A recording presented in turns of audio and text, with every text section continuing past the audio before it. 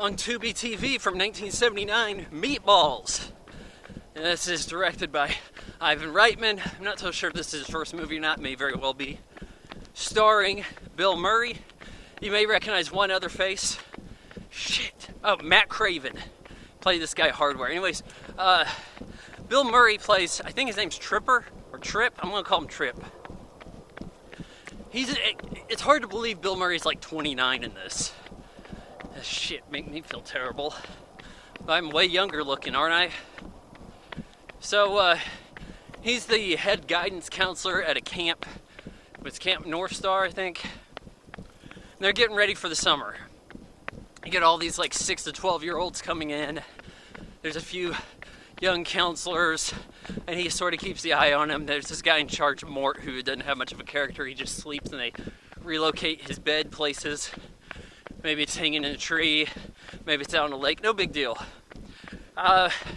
This movie seems to set the stage for the camp antics of 80s and 90s. Chiefly the 80s, I suppose. But it doesn't quite set the stage for everything. There's a lot of areas where it comes short. You got some music by Elmer Bernstein. It's not his best work. Most of the characters don't actually have a character. Bill Murray does. And then there's this kid he kind of mentors, this kid who's lonely. And Bill Murray has some charm to him. He'll go and do some goofy stuff. This kid, I'm just going to call him kid because I don't remember his name. Kid wants to get like some bus tickets and leave the camp so he doesn't have friends or whatever. But Bill Murray hangs out with him. Then in the very next scene, Bill Murray gets a little too rapey. A little too much. There's this counselor he likes, Roxanne, I think it was, her name was.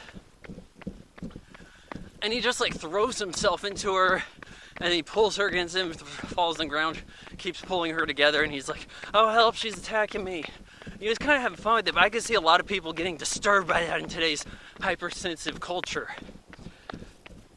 This is rated PG, and by my recollection, the movies that came after this in the Meatballs series were very much sex comedies.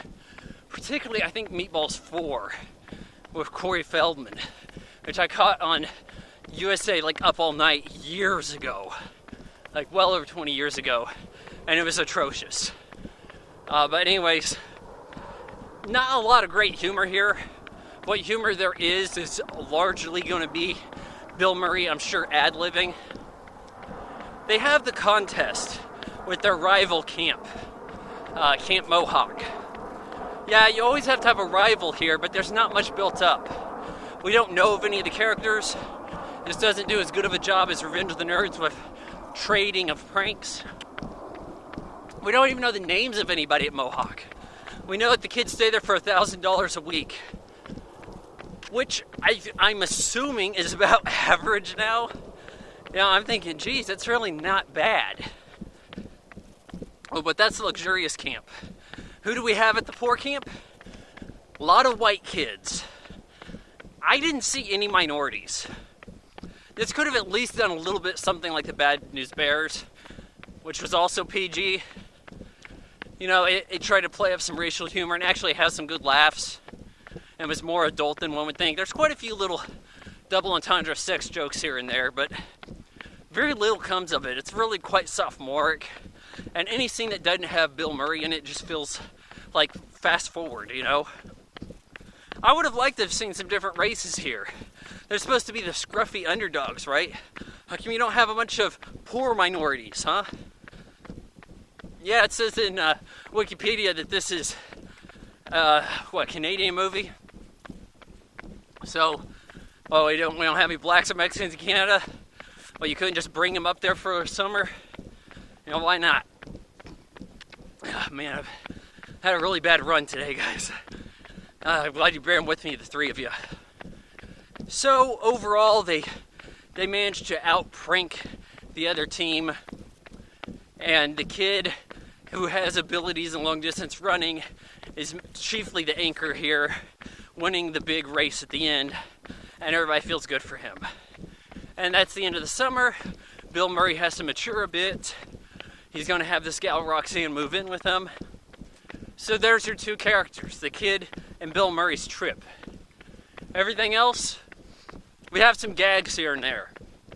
Some gags that won't offend anybody too much, and we're putting them in our movie. We're not really building up these ancillary characters very much. Hell, you're not even going to remember their names, just some chick likes this guy. So what? Hardware has some explosives in one scene. Ah, boy. Being a bit of a pioneer in the camp subgenre, and understanding that this movie made some serious bank. I think it was like 30 times its budget. That's what it grossed. So you could get like, $40 million, and that sounds like, oh, you bombed bad. Well, when you spend a couple million on a movie, yeah, you're doing all right. And that's the problem with Hollywood right now is every movie people want to see costs $200 million. There's no room for a $10 to $20 million movie getting national wide release, and then no one wants to see it because it's the same price to go see the big spectacle. Oh, well, that's not a big screen experience. I watched it at home. Oh, but Black Panther? Yeah, you're going to have to go to the theater to see that twice. Oh, boy. Meatballs has some charm to it. I'll give it 2.5 out of 4 stars.